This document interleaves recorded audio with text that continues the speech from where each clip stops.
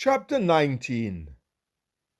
The Lord reveals himself at Sinai.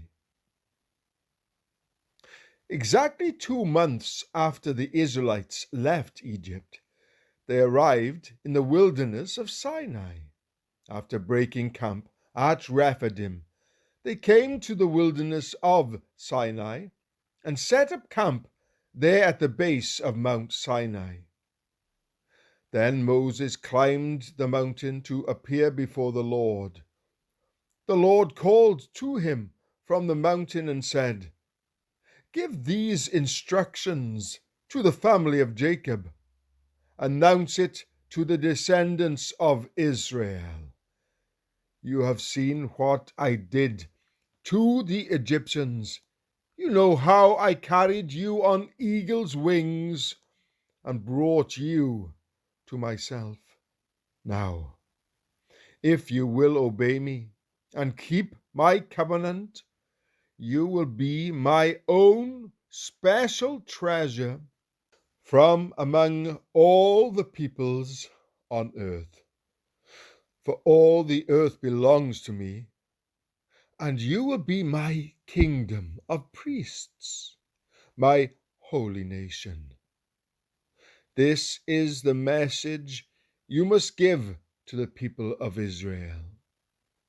So Moses returned from the mountain and called together the elders of the people and told them everything the Lord had commanded him. And all the people responded together, "We will do everything the Lord has commanded." So Moses brought the people's answer back to the Lord. Then the Lord said to Moses, "I will come to you in a thick cloud, Moses, so the people themselves can hear me when I speak with you. Then they will always trust you." Moses told the Lord what the people had said. Then the Lord told Moses, "Go down and prepare the people for my arrival.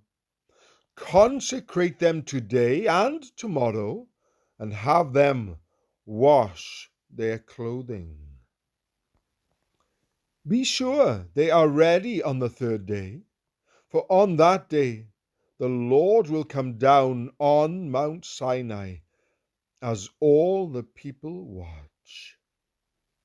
Mark off a boundary all around the mountain. Warn the people. Be careful. Do not go up on the mountain or even touch its boundaries.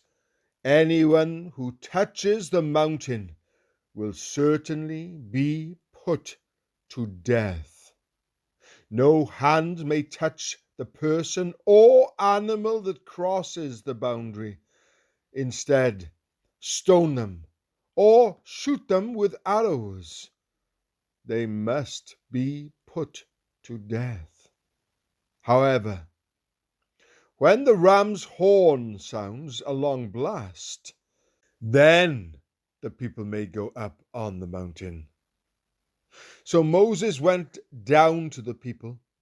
He consecrated them for worship, and they washed their clothes. He said to them, "Get ready for the third day, and until then, abstain from having sexual intercourse."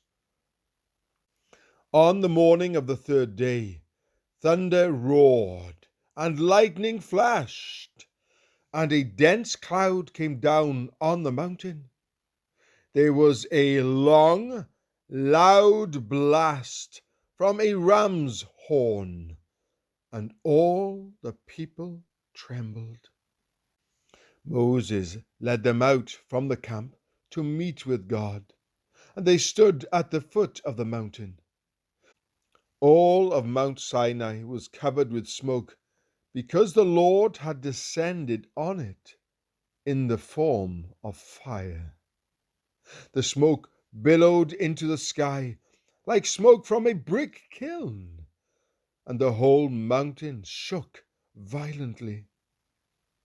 As the blast of the ram's horn grew louder and louder, Moses spoke, and God thundered his reply. The Lord came down on the top of Mount Sinai and called Moses to the top of the mountain. So Moses climbed the mountain. Then the Lord told Moses, "Go back down and warn the people not to break through the boundaries to see the Lord, or they will die. Even the priests who regularly come near to the Lord must purify themselves so that the Lord does not break out and destroy them."